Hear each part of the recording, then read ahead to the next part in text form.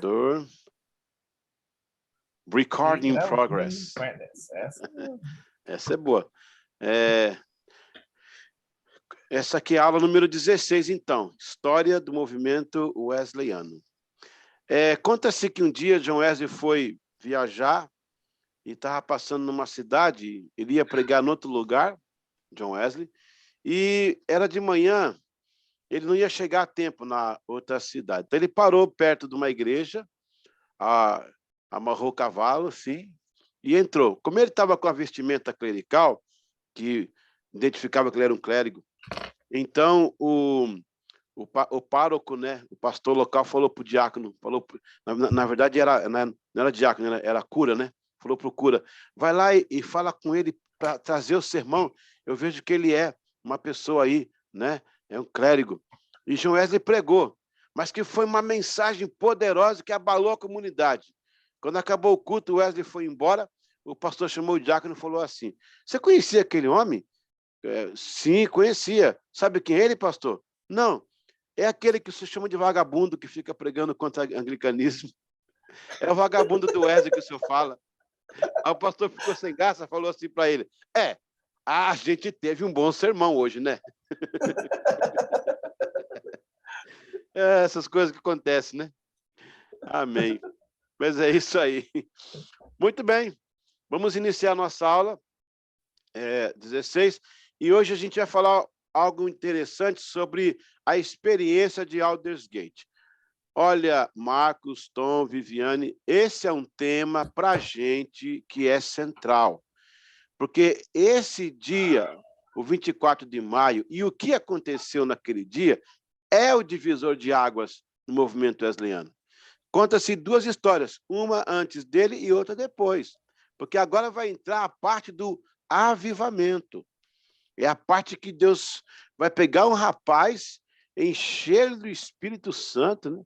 Ele vai ter uma experiência também soterológica e logo em seguida o movimento vai se expandir. Então, essa aula, para mim, não é a mais importante, mas é uma aula que ocupa um espaço especial, porque ela vai tratar, olha, o que eu vou tratar aqui hoje sobre Aldersgate e o 24 de maio, tenho certeza que vocês talvez nunca tenham ouvido.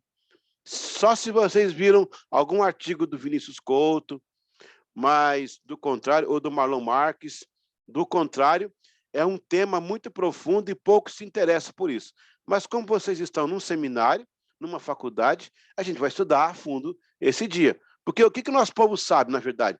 Dia 24 de maio, Joés teve uma experiência com Deus, do coração, né, aquecido, abrasado, ou quente, como for, e ali ele tornou-se um pregador e tal. Não, mas tem muita coisa aí por trás que a gente vai trabalhar, entendeu?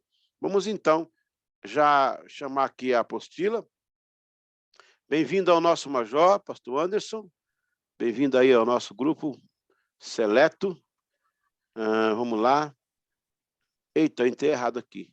Vocês estão vendo na tela? Aldersgate e tal? Não, né? Sim, sim. Tá aparecendo o mapa aqui. apareceu, o dia que tudo mudou. Ok, isso que eu queria saber, para a gente se orientar aqui legal. Põe um quadrinho aqui em cima para a gente ficar melhor. Espera aí, deixa eu diminuir aqui um pouquinho na tela. Muito bem.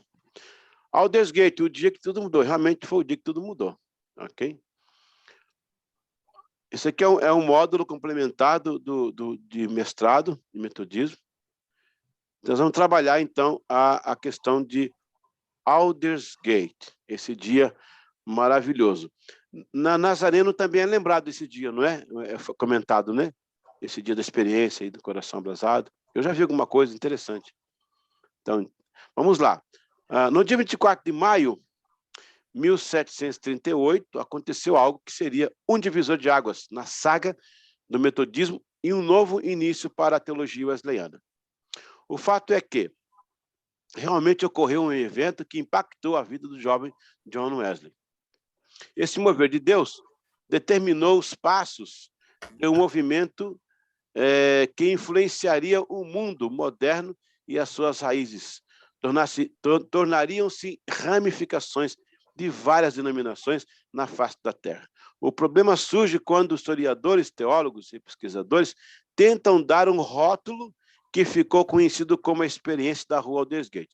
Então, hoje em dia, há uma linha de teologia wesleyana que diz que aquilo foi um avivamento, foi espiritual, chegam a dizer que foi batismo com o Espírito Santo, né? Uma outra linha diz que foi uma experiência de conversão, que ele era um religioso, que ele conhecia a Bíblia, era um teólogo, mas não tinha se convertido. Bom, o que faremos? E que tal se nós pensássemos nos dois? Quem sabe que foi realmente uma conversão genuína seguida do movimento do Espírito Santo? Vamos tentar entender. O importante é, naquele dia aconteceu alguma coisa que mudou para sempre a vida deste menino, desse rapaz, e a vida de seus companheiros e do movimento inteiro que abalou o mundo, né? Então, vamos lá. Fatos sequenciais. O embate. O embate já inicia-se na nomenclatura. Geralmente, os que defendem que o Wesley teria convertido ali chamam o evento de a experiência do coração aquecido. Até porque a palavra que aparece no original, quando o próprio Wesley relata, de fato é warmth, ou seja, caloroso, quente, aquecido. O embate. E agora? Agora, quem está mais perto do que realmente aconteceu? Né? Desculpa, continua ali em cima. Batismo no Espírito Santo? Então, uma parte eu falei. Agora, é batismo no Espírito Santo? É uma pergunta. Já os wesleyanos de linha mais carismática defendem que teria sido um avivamento espiritual e que, na altura, ele já estava salvo. Os mais ortodoxos wesleyanos dizem que ter sido já a segunda bênção, cujo termo mais popularizado é o batismo com o Espírito Santo. E agora? Agora, quem está mais perto do que realmente aconteceu? A essas alturas, você deve estar se perguntando, mas o que é isto tem proveito na minha vida hoje? O que muda de fato saber o desfecho deste episódio? Foi um mover, sem dúvida. Talvez não faça sentido estudar um evento passado. No entanto, estamos falando de um mover que eclodiu no século XVIII e explodiu em um avivamento, o qual chegou até nós também, trazendo a palavra do Evangelho. Quero fazer uma pergunta a vocês, mesmo ao pastor antes, que ele está na aula, mas não aparece aqui para mim no visor ainda, que é o limite que me dá aqui o Zoom. Quero perguntar a vocês, primeiro, se vocês já ouviram falar desse dia, e o que vocês entendem, vocês como obreiros, porque eu estou falando aqui para pastores, para obreiros, né? Não é um seminário ABCD, não está começando. O que vocês entendem? Aqui é uma sala de aula, gente. Pode falar o que quiser. O que tiver correto, a gente vai corroborar. O que não tiver, a gente vai ensinar. E vamos colocar isso aí. Para vocês, esse dia 24 de maio, foi uma conversão, que ele se converteu, ou foi um derramado do Espírito na vida dele? O que vocês acham? O que já pensou sobre isso? Ou se nunca pensou, fala, pastor, eu nunca pensei. Eu sei da data, conheço o evento, mas nunca pensei. Pode ficar à vontade. Olha, pastor, eu nunca tinha ouvido dessa data, né? Realmente, para mim, assim, é algo novo, né? Não, realmente, né? Claro, eu Sim. sempre ouço as histórias de Wesley, li alguma coisa, tem até umas coisas aí mas dessa data eu nunca realmente tinha escutado mesmo. Então você está isento, então, do comentário. Escapou salvo pelo gongo. Eu não sei se os demais teriam alguma coisa a respeito. Pode falar à vontade. Eu não conheço também, soube falar, nunca me aprofundei e tal. Bom, eu particularmente, eu vim da formação da Quadrangular, né? Sim. Então lá a gente ouvia muito falar do avivamento da Rua Azusa, né? Então foi onde a gente partiu das experiências de lá, né? Da minha formação quadrangular. Certo. Daí quando eu vim para Nazareno, né? Quando eu fui recebido no Nazareno ali, a gente recebeu aquela cartilhazinha laranjada lá, né? Com a historinha do Wesley ali e tal, da igreja, tudo, a história da igreja, né? A forma de governo, tudo. Que, aliás, mostra uma organização ímpar da igreja, né? Sui generis. Com quem eu comento isso de outras denominações, eu já forneci, não sei para quantas igrejas diferentes, aquele manualzinho para que o pessoal implante isso nas igrejas deles, né? Para receber os membros daquela forma. E quando eu escutei, né, essa expressão aí, na época, o pastor Luciano, né, o De Paula, que me passou deu essa aula para nós aí. Aí eu resolvi dar uma lida para entender o que era isso um pouquinho mais, mas não me aprofundei tanto. Certo. Mas a leitura que eu faço, né, na minha humilde, modesta e simplista Eita. e simplória opinião, né, eu entendo que, além da conversão real, também eu entendo que houve um batismo com o Espírito Santo ali, né? Até porque é uma experiência muito particular, né? O batismo com o Espírito Santo, cada um, né? Eu tive a minha, então acho que cada um tem a sua experiência, né? Ok, obrigado, pastor Anderson. Mais alguém se arrisca a comentar? Tom? Vivian? Eu creio dessa maneira também, o que a gente chama lá de segunda obra, né? Essa questão do batismo com o Espírito Santo, do enchimento ali com o Espírito Santo. Eu creio dessa maneira também. Mas Vivian, viu falar sobre isso, essa data, esse momento? Eu não tenho muito conhecimento sobre isso, pastor. Certo. Vamos trabalhar isso, então. Eu, como profundo estudante do metodismo, do movimento wesleyano, eu creio que havia um jovem ali que tinha todo o conhecimento teológico, conhecia o caminho da salvação, mas ele tinha abraçado a ideia da salvação por obras, tanto é que ele é um cara esforçado, vem fazendo muita coisa para ajudar, para fazer, que nem a salvação dele, ué. Mas aí ele é tocado pelo Espírito Santo, ele entende que a salvação é pela fé, ele sente. E eu acho que, como ele era uma pessoa muito aberta, o Espírito Santo aproveitou e fez uma obra de renovo no coração dele, de renovação, né? Vamos estudar, vamos mais um pouquinho para a gente ver melhor isso aqui. Na verdade, estamos apenas tocando na historicidade de um evento, deixa eu mudar um pouquinho a tela aqui, de um evento que, sim, faz toda a diferença para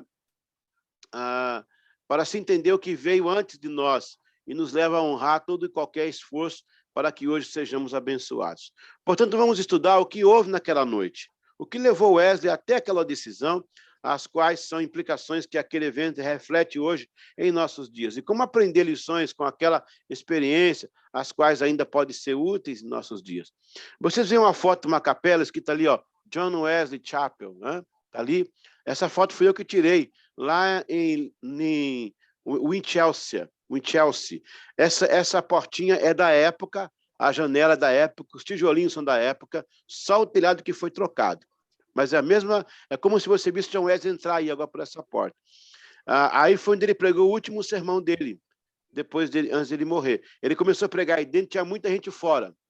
Aí ele saiu nessa rua, foi para frente, tem uma árvore. A árvore está lá, quer dizer, não foi a árvore da época, foi replantado no lugar uma outra árvore, mas está lá. E ali ele pregou o último sermão dele. O último sermão dele, ele pregou debaixo de uma árvore. Igual como ele começou a pregar para as pessoas nas ruas, como ele começou. Ele vai morrer dia 2 de março de 1791, e aí nessa porta ele passou pela última vez como pregador, é que vocês estão vendo agora essa porta aí que eu fotografei. O relato de 24 de maio, ele tem um relato que ele fala, né, no seu diário. Deixa eu abrir aqui um pouquinho mais para pegar ali, ok. O relato do dia 24 de maio de 1738. Primeiro ato. À tarde fui com pouca vontade a uma reunião na Aldersgate Street, em Londres. Então, ele estava sem vontade de ir no culto. Olha, gente, sem vontade, olha o que Deus fez, e com vontade. Então, é bom não faltar nenhum culto, né? Qual que é aquela frase que diz? Um culto perdido é um milagre que não se repete. Uau! Anota isso aí. Um culto perdido é um milagre que não se repete. Meu Deus! Gente, se o Wesley não fosse naquela noite, como é que seria? E ele foi sem vontade, olha, e se vai com vontade? Ele ia voar, né? Ia voar igual um drone, glória a Deus. Segundo ato. Quando eu cheguei, isso ele está falando, o Wesley está falando. Quando eu cheguei, alguém estava lendo o prefácio de Lutero, a Epístola de Paulo aos Romanos. Terceiro ato. Cerca das 20h45, até nisso o cara é metódico, ele pôs o relógio bem na hora. Enquanto ele descrevia a mudança que Deus opera no coração mediante a fé em Cristo, senti meu coração estranhamente aquecido. Quarto ato. Eu senti que agora confiava realmente em Cristo, somente em Cristo, para a salvação. Então está aí uma prova que ele se sentiu-se salvo. E me foi dada a segurança de que Cristo havia perdoado os meus pecados, sim, os meus, e os que eu estava salvo da lei do pecado e da morte. Depois desse dia, ele começou a pregar, então a gente vai ver a evidência do Espírito Santo na vida dele. Vamos às análises. Quando analisamos esta própria declaração de John Wesley em seu diário, notamos uma forte tendência em afirmar que foi um momento de conversão. Não foi? No entanto, ao mesmo tempo, temos que considerar a ideia de que também houve um elemento, sobretudo, de algo renovador no coração de um homem que falava de salvação e queria piamente ser salvo por fazer obras de Deus e cumprir diligentemente suas leis. Bom, aqui eu tenho algumas opiniões, eu não vou ler por causa do tempo, mas aqui são pastores de várias denominações aqui. Aqui eu tenho Metodista Wesleyano do Brasil, Metodista Internacional, Nazareno. Cada um tem uma opinião. Um diz que é conversão, o outro fala que foi batido com o Espírito Santo, outro fala que foi um renovo espiritual, outro fala que foi os dois. Então são várias, por isso que está aí, ó, pontos, opiniões e visão. Então eu não vou ler, mas já fica sabendo que hoje, nesse ponto, existem várias compreensões. Eu não quero passar nenhuma para vocês, vocês vão analisar e tomar sua decisão, embora eu tenha a minha aqui no meu coração. Tá? Outro fator. Olha, essa foto aí, eu estou no pátio da Oxford, do Christ Church, onde o Wesley estudou com o Charles e também o C.S. Lewis e o John Stott. Eu sou mais fraquinho aí, só gente boa que estudou aí. Eu estudei também nessa universidade durante 30 dias em Oxford. Eu estou com o meu credencial de aluno aí, mas eu sou o mais fraquinho de todos. O mais fraquinho de todos. Há outro fator, tanto quanto os demais, a considerar, é que a questão do local e tempo. Veja bem, estamos tratando de um evento ocorrido em uma época em que o contexto social, cristão, político, cultural era diferente do nosso. E ainda em termos de cultura, há um entrave de interpretações com bases troncos. É muito fácil sentarmos num carro 300 anos mais tarde e tentar explicar uma curva lá atrás usando apenas o retrovisor. Isso é chique, hein? Isso aí foi profundo, hein? Creio que a ética e pesquisa devem palmilhar o melhor consenso para contribuir mais afinco em uma maior compreensão. Aos que acham fútil essa discussão, não precisam continuar nela. Mas os que procuram dar honra aos mínimos detalhes forenses da história, esses possuem grande chance de se situarem adequadamente no presente com base no passado e que pode gerar um futuro mais brilhante.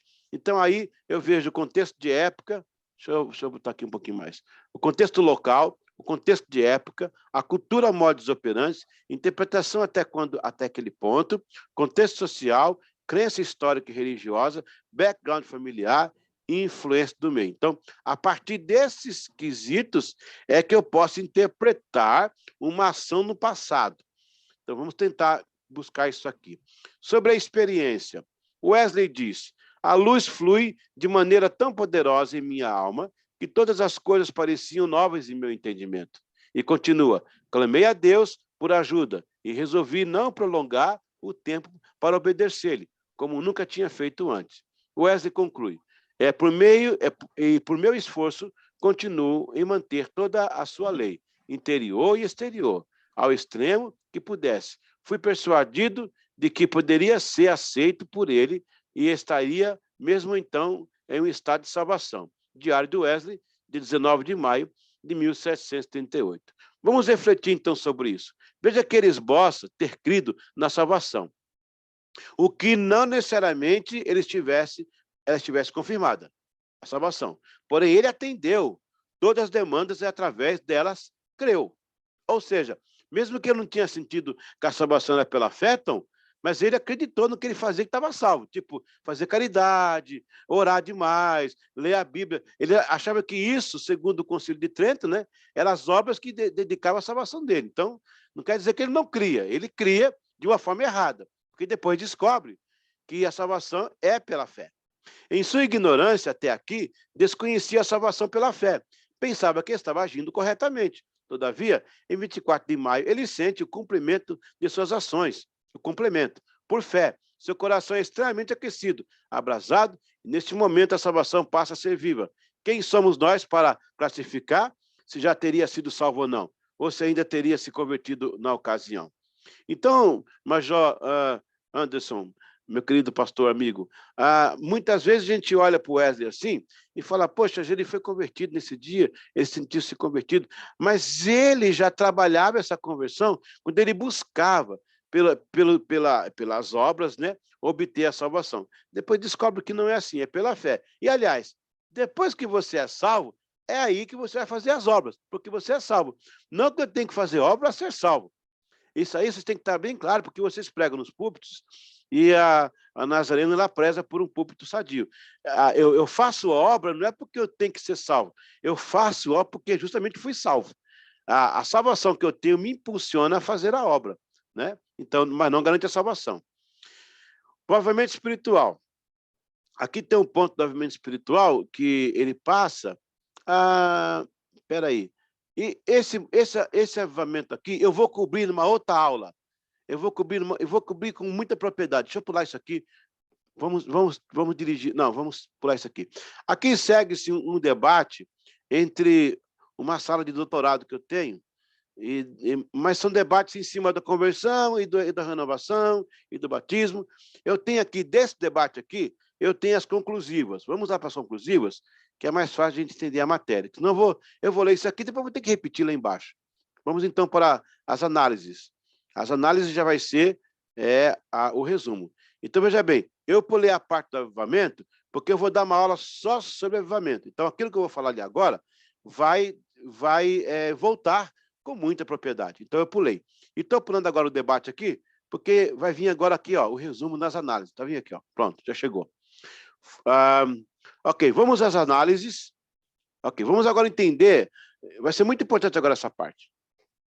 Eu tenho um jovem sentado numa ocasião, em uma reunião, que vai ser tocado por uma força espiritual, o Espírito Santo, e eu preciso analisar agora o que foi isso, na verdade. O que aconteceu naquele dia? Foi só uma conversão? Foi realmente um renovo espiritual? Foram os dois? Ou não foi nada? Vamos analisar. Análise número 1. Gente, isso aqui é tese, viu? Isso aqui é tese, isso aqui é coisa profunda mesmo. Análise número 1. Eu vou começar com a frase dele. À tarde fui com pouca vontade a uma reunião na Aldersgate Street, que é a rua Aldersgate. Quando cheguei, alguém estava lendo o prefácio de Lutero, a epístola de Paulo aos Romanos. Bom, isso é aqui ele fala. Agora vamos à análise da nossa aula aqui agora. A frase sem vontade não significava cansaço físico, e sim uma luta interna. Segundo o relato do seu próprio diário, há um questionamento sobre a salvação pelas obras e as leis, e agora tendo que digerir a salvação pela fé. A salvação pela fé, deixa eu ver aqui. Acho que está pegando aqui um pedaço. A salvação é por fé. Isto foi o que ele ouviu dos morávios, lembra? E seus membros, e seus mentores, lá no navio. Entre eles, o Peter Boller, ou seja, ele já havia sido alvo da salvação, porque o quesito básico era crer no Senhor Jesus e será salvo tu e tua casa. É o que está escrito na palavra de Deus, certo? Tu e tua casa. Porém, para John, o entendimento era aceitar como meio de salvação e praticar as boas obras e seguir a cartilha religiosa do seu século. Em sua obra Pequena História do Povo Chamado Metodista, John Wesley Dornelas diz assim, diz Wesley em seu diário, em 6 de março comecei a pregar essa nova doutrina, e ainda que minha alma rejeitasse. Olha só. Então, 6 de março, ele vai ser tocado em 23 de maio. Então, por que 6 de março? Porque ele havia ouvido essa mesma mensagem dos moravianos. E agora ele estava trazendo essa doutrina sem ter experiência, mas já por aceitar por lógica da Bíblia. Está vendo? Que interessante. Salvação pela fé era um assunto totalmente novo para John Wesley, a despeito do seu perfeito conhecimento das Escrituras. Gente, ele lia a Bíblia em hebraico, ele lia a Bíblia em grego, excuse me, dá licença, só que ele não tinha tido essa experiência mística, né, empírica do Espírito Santo. Dois ali dois é referência depois, no fim da apostila. Então, perceba que a questão já não é o resultado da salvação, e sim a origem da mesma e as motivações que levam a pessoa a ser salva, se pelas obras ou pela fé. Naquele momento, ele se vê livre dos questionamentos. Por quê? Porque agora obteve uma nova orientação sobre o mesmo tema. Gente, ele sentiu aquilo que a gente sentiu na nossa conversão, gente. Aquela coisa lá dentro queimando, para você receber a Cristo como Salvador. É aquilo que ele sentiu, que até então não sentia. Ele pregava a Deus, um Deus cátedra, um Deus pelas letras. E agora ele teve aquela experiência espiritual. Análise número 2. Aí o Wesley continua. Cerca das 20 horas e 45 minutos, enquanto ele descrevia a mudança que Deus opera no coração, mediante a fé em Cristo, senti o meu coração extremamente aquecido. Dornelas ainda menciona que John Wesley via claramente agora a natureza da fé salvadora. Ele ainda escreve, o que ele não esperava era a reação que houve. Apesar da grande aceitação por parte dos leigos, os clérigos participantes de uma religião fria não estavam preparados para o que ouvira dos lábios de Wesley. Ele ficou sem púlpito para pregar. Quando pregava a igreja de Epworth, que tinha sido durante mais de 30 anos pastoreado pelo seu pai, acabou sendo expulso no meio do sermão. Saindo do templo, subiu no túmulo do pai, no jardim, propriedade da família, para terminar o sermão. Por isso, quando ele recebe aquele coração aquecido, abrasado, nem ele esperava a reação que ele teve. Olha, naquele dia ele levantou, saiu daquela reunião, desceu a rua, a Desgate, pegou a Mira Street, passou uma ponte, foi pela Ferry Street, desceu outra ponte, foi na casa... Eu estou falando até o endereço. Foi na... É porque a minha cabeça, quando vai lá no local. Foi na casa do irmão dele, o Carlos. O Carlos estava doente. O Charles estava doente. Quando ele entrou, e o Charles viu o rosto dele, falou, irmão, eu vejo no seu rosto um brilho diferente. O Carlos sentou na hora, já foi abençoado ali, começou a compor um hino, na mesma hora que o Wesley entrou, e disse, Carlos, meu coração está diferente. A partir de ali, gente, apareceu um pregador cheio do Espírito Santo. Glória a Deus. Aleluia. Análise 3. Ele fala, eu senti que agora confiava realmente em Cristo, somente em Cristo, para a salvação.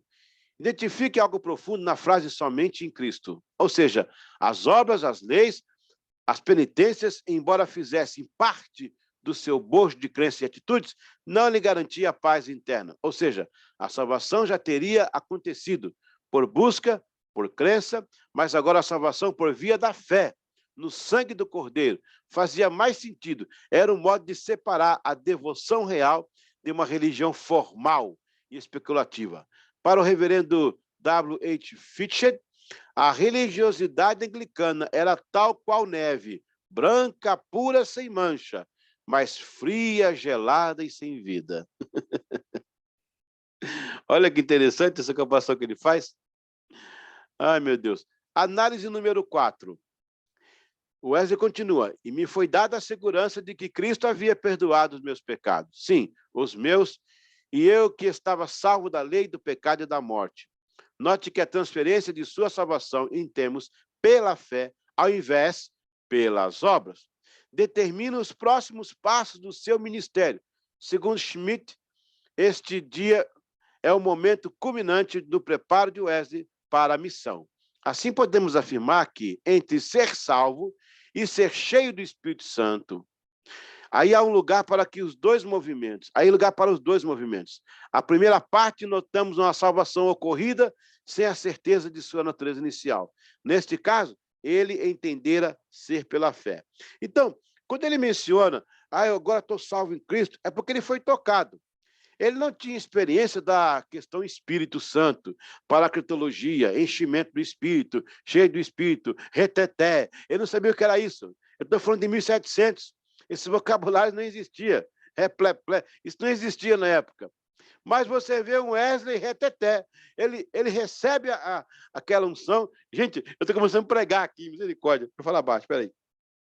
Eu me empolgando. Ele recebe aquele toque, gente, no coração.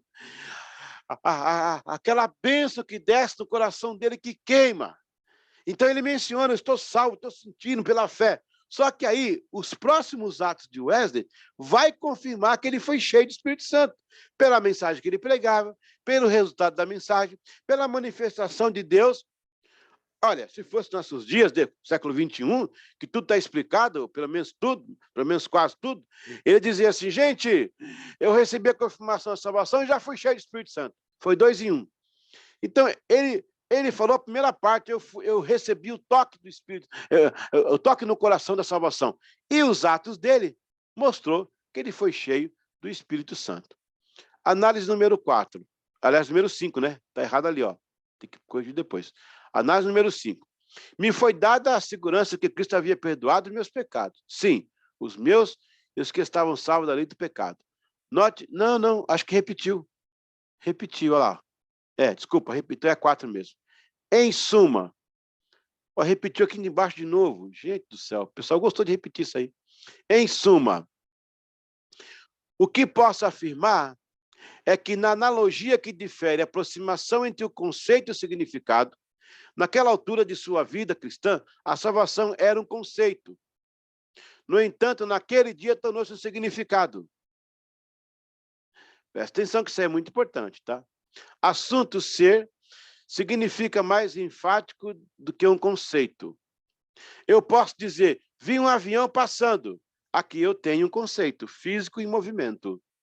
Porém, quando eu afirmo, vi um avião, modelo Fokker 100, operado pela companhia TAM, é uma aeronave modelo F-28 MK-0100, tipo ICAO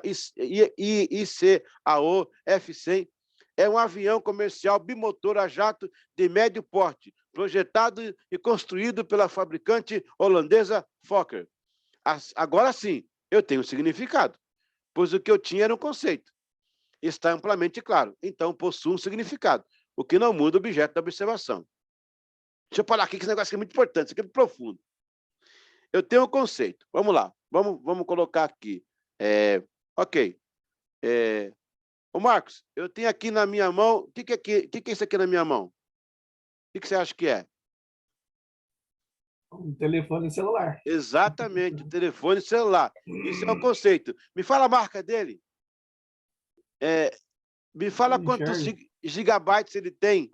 Ô, Tom, se você olhar, você sabe quantos gigabytes tem? Interno, externo? Ou interno, né? Externo não existe. Interno. Difícil. Manviva, quanto que você acha que tem de memória RAM, esse meu celular? 4. E você acha, né? Ô, pastor Anderson, qual o tamanho dele? Acha qual que é o tamanho mais ou menos que ele está? Que tamanho? Você tem ideia do tamanho dele? Então, todos... Eu só sei a marca que o senhor falou aquela vez na aula de liturgia, que o senhor tinha comprado ele para fazer as gravações das aulas. Mesmo assim, ainda é um conceito. E aí, não vai. Então, olha que lição bonita que vocês vão aprender agora. E vocês têm um conceito. Alguns fatos. Eu tenho um celular. Pastor Eliseu tem um celular. O celular está operante. Mas o significado vem agora. Eu tenho um Samsung Galaxy 21 com 128 de memória de gigabyte interno e 6 memória RAM. Pronto, agora eu tenho um significado. Então, veja, na vida, gente, você tem 2 olhares. Aquilo que é um conceito e aquilo que é um significado. Olha, eu conheço o Tom já há um tempo, lá da Vila Kennedy. Eu tenho um conceito sobre o Tom. Um homem de Deus, se não me engano, acho que é músico também, um obreiro. É um conceito que eu tenho. Agora, quando é que eu vou ter o significado do Tom? É quando eu começar a andar com ele, almoçar com ele, saber quanto ele calça, né? Qual é o nome do pai e da mãe, de onde ele veio, se nasceu em Apucarana, ou se nasceu em Ponta Grossa, ou se em Curitiba. Então, interessante isso. João Wesley, gente, agora fechou com chave de ouro. João Wesley tinha um conceito da salvação. Ele sabia que o crente seria salvo, que tem que ter Jesus, que tem que andar em retidão, ler a Bíblia, orar. Isso era um conceito. Naquele dia 24 de maio, ele recebeu o significado. Espírito Santo no coração dele trouxe todo o significado, sem explicar. Só a presença dele já nos diz todas as coisas. E então, como professor, não quero que você fique do meu lado, mas como estudante disso, eu digo o seguinte, para mim, ele tinha um conceito de salvação, Porque é muito chato chegar e falar assim, não, ele foi salvo. Mas como é que ele foi salvo? Um cara que tinha tanto testemunho, um cara que tinha uma obra tão bonita, antes desse conceito dele ser salvo, gente, de falar que ele foi salvo, ele tinha uma vida de salvo. O cara operava, o cara orava pra caramba, jejuava, pregava, fazia tantos bens, né? Olha, estou falando de 1738, em 29 ele já estava pregando no ano 30, já pregava para os encarcerados. Poxa, é uma pessoa que tem salvação no coração. Então é muito brusco eu falar, não, ele se converteu. Espera aí. John Wesley tinha o conceito de salvação. Aquele dia ele recebeu o significado. E qual a diferença do conceito para o significado? O conceito me dá a ideia do caminho. O significado me mostra o caminho.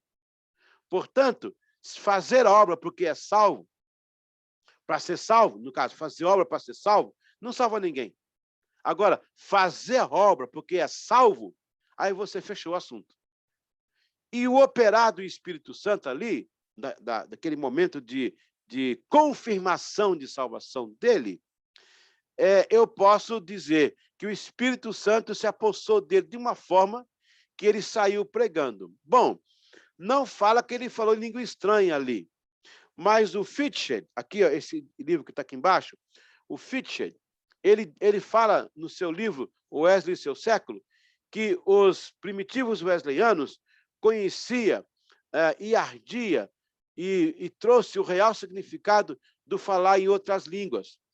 Ele tem um capítulo que ele dedica só para as manifestações espirituais. Então, não há registro que o Wesley falou em língua estranha, mas que tem todo o sentido de ter falado, logicamente está lá, entendeu?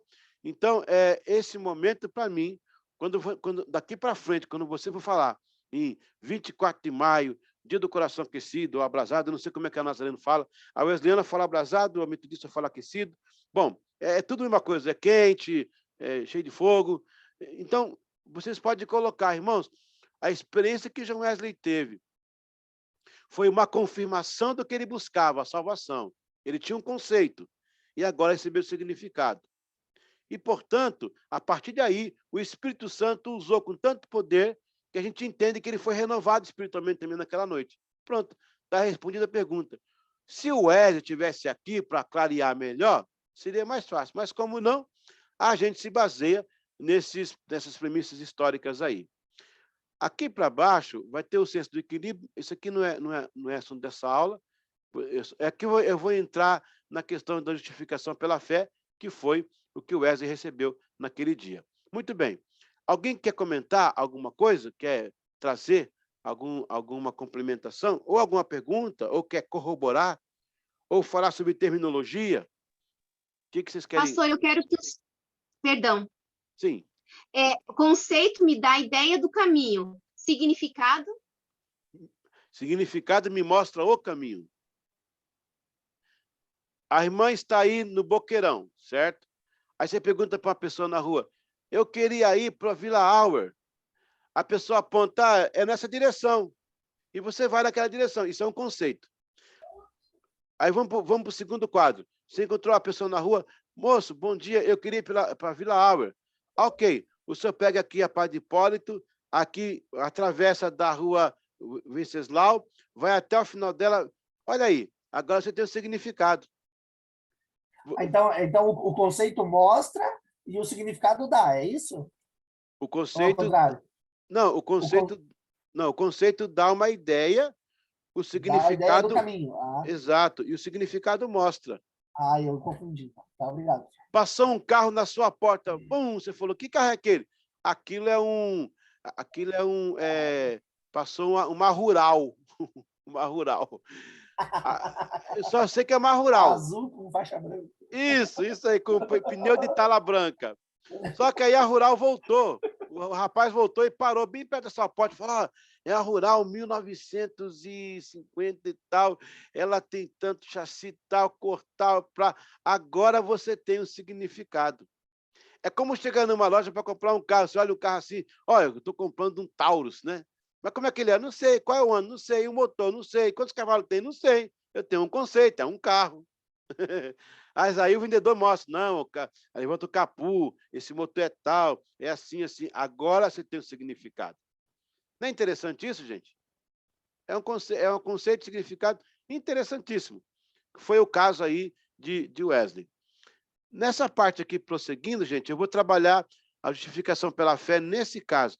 Mas como nós já temos essa aula, já tivemos a aula da justificação pela fé, eu não julgo necessário estudar isso aqui. Aqui eu busco ainda, deixa eu ver, a refutação de Trento, porque João Wesley cria, o artigo 9 do Concílio de Trento, de 1543 até 45, era a leitura da Igreja Anglicana, né? Aliás, não, na época de Wesley, né? Era porque a Igreja Anglicana ela surgiu em 1534, mas aí em 43 sai o Concílio de Trento, eles vão também aproximar-se daquela leitura lá. Então, isso aqui também é discutindo isso. Vamos aqui na conclusão. Deixa eu mostrar aqui para ele. Era 24 de maio de 1738, na parte da tarde do dia. O jovem Wesley confere o horário. Separa a Bíblia em um canto da sala, dirige-se ao seu quarto, pega um sobretudo, veste e confere os sapatos. Parado ali, meditava em sua cabeça muita coisa que se passava e pensava consigo mesmo: o que irei fazer naquela reunião de hoje à noite? Em seu coração pairava uma inquietação, como se alguma coisa fosse acontecer, mas não tinha ideia exatamente do que era, apesar de sua busca. John era um assíduo estudioso da Bíblia, mantinha sua devocional disciplinada diariamente. Fora consagrado presbítero, porém, ansiava algo mais. Depois, pelo correr dos fatos, cremos que mais Deus esperava dele, pela forma como usou posteriormente. Ele saiu pelas ruas frias de Londres. Afinal, era maio. O inverno se preparava para sair de cena e dar lugar à primavera. No entanto, os ventos frios, gélidos e o ar cortante ainda estavam presentes pelas ruas londrinas. João subiu uma rampa, atravessou uma pequena ponte perto da rua Cloth Street, seguiu subindo pela Middle Ridge, alcançou a rua Newbury e, finalmente, após vários passos, chegou à porta de Aldersgate. Entrou na sala, muitos estavam reunidos, pendurou o casaco, cumprimentou alguns fellows e sentou-se para a reunião.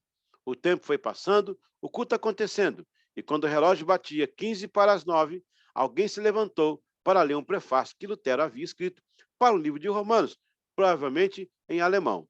As palavras graça e fé, justificação, foram enchendo o coração daquele moço inquieto.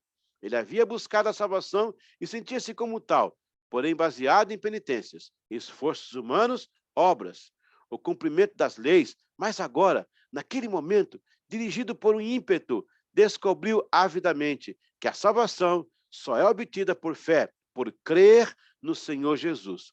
Um meteoro atingiu no meio do peito, foi direto no coração, penetrou a alma, ele não se conteve, o coração queimou. Levantou-se e disse: sim, agora minha alma está segura. Jesus perdoou os meus pecados, sinto o meu coração aquecido, abrasado. Inesperadamente, aquele jovem orou, deu seu testemunho, saiu dali e desceu 2 ruas, passou por uma pequena rampa e foi direto na casa do seu irmão Charles, que estava doente. O jovem Charles, ao ver o rosto brilhante de seu irmão e a graça de Deus na vida dos outros companheiros, se alegrou no Senhor. Escreveu um hino na hora. Uma atmosfera de glória invadiu a casa. A operação do Espírito Santo foi derramada. Eles relataram a Charles tudo o que Deus havia realizado. Todos que se comoveram. Foi um mover de gozo na presença de Deus. Depois daquele dia, este moço liderou o movimento que abalou a nação e o mundo, enviou missionários aos rincões da terra, despertou o valor da ajuda aos necessitados e um poder avassalador do Espírito Santo varreu a Inglaterra, Europa e o mundo. Mensagens eram pregadas até 10.000 pessoas. Pessoas caíam no chão, choravam, recebiam Cristo pelo poder de Deus. Tudo porque um jovem permitiu o Espírito Santo soprar em seu coração. Hoje, para nós, fica o exemplo que, como wesleyano, sua meta seja ter o coração aberto, para receber o coração abrasado e viver o melhor de Deus para a sua vida, família e igreja local. Os gritos só aumentam no inferno quando a mensagem de Deus diminui na terra. Você não foi chamado para fazer sucesso, e sim para mudar gerações. O Deus que levantou Wesley ainda continua levantando aqueles que possuem um coração abrasado pelo poder de Deus. Aleluia! Glória a Deus! Amém, igreja? Que coisa linda! Que cada um de nós tenha o nosso momento de coração abrasado diante de Deus para mudar a nossa geração. Amém? Eita glória! Pai querido, Pai de amor, eu te louvo por esse momento. Aleluia! Oh, glória a Deus! Faz de novo, Senhor. Faz de novo, Senhor. Levanta obreiros e obreiras cheios do Espírito Santo, que pregue uma palavra de desafio, Pai. Nós não estamos preocupados com o crescimento dos outros, com rádio, com TV, com sucesso. A gente quer pregar a palavra, denunciar o pecado, anunciar a santidade. Talvez não tenhamos sucesso na terra, mas sucesso no céu, e despovoaremos o inferno. Oh, Pai, abençoa os obreiros nazarenos, wesleyanos que estão no fronte, levando esta mensagem do coração aquecido. Aquece nosso coração nesta noite, Espírito Santo. Derrama sobre nós a tua glória, ao ponto de não nos contermos e temos que anunciar Jesus. Em nome dele, amém e amém. Oh, glória a Deus. Amém. Glória a Deus. Alguém quer falar alguma coisa aí? Eu já vou encerrando aqui. Depois dessa, só amém, né? Amém. Glória a Deus. Bom, vamos para uma pausa então, irmãos. A gente volta daqui a pouco para a aula número 20, né? Não, 17. Aula 17. Glória a Deus. O melhor de tudo é que Deus está conosco. Amém. Até daqui a pouco. 9 horas.